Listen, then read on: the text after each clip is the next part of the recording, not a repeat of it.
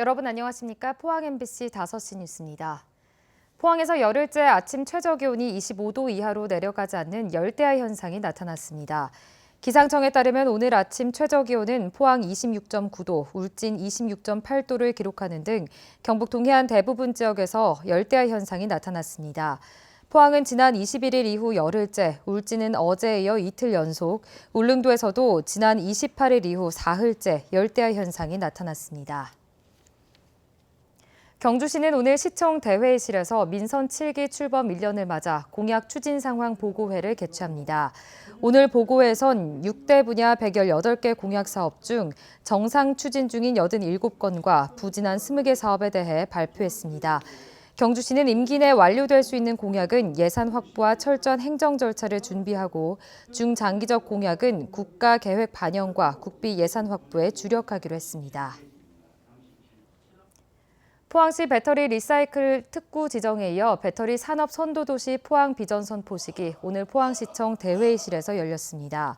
이날 행사에서는 포항 규제 자유특구 지정의 의미와 구체적인 사업 계획에 대한 설명에 이어 규제 자유특구 지정을 위해 노력한 경상북도와 경북 테크노파크, 업체 관계자들에게 표창을 수여했습니다.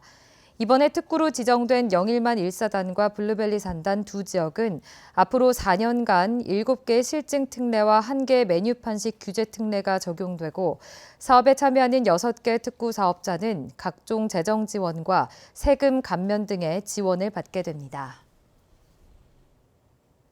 최근 국회 상임위원회를 통과한 이른바 신라환경특별법을 두고 실속 논란이 일고 있습니다.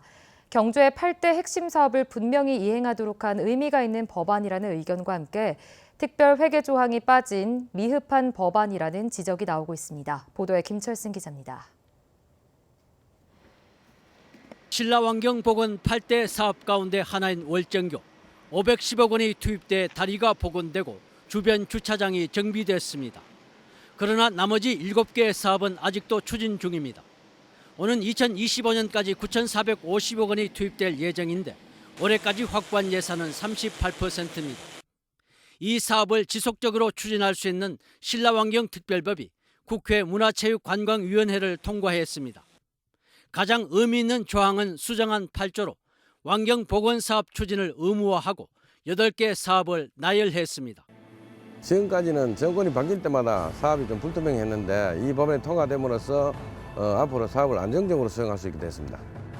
하지만 연도별 시행 계획의 수립과 시행 주체가 문화재청장에서 경주시장으로 바뀌고 특별회계 설치 조항이 삭제돼 알맹이가 없다는 지적도 제기되고 있습니다.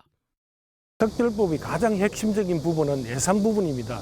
예산이 뒷받침되지 않는 특별법은 큰 의미가 없습니다. 여야의원 180명의 동의를 받아 법안을 대표 발의한 김석기 의원은 법안을 촘촘히 들여다보면 예산 등에 대한 우려가 전혀 없다고 밝혔습니다.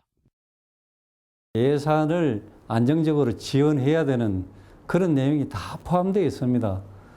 저는 이 법이 우리 경주의 미래를 바꿀 수 있는 특별법이라고 저는 확신하고 있고요. 이 법안은 국회 법사위와 본회의 통과를 남겨놓고 있습니다. 내용 미흡이냐 이해 부족이냐 법안 내용을 충분히 알리면 시민들의 판단이 나올 것입니다. MBC 뉴스 김철승입니다.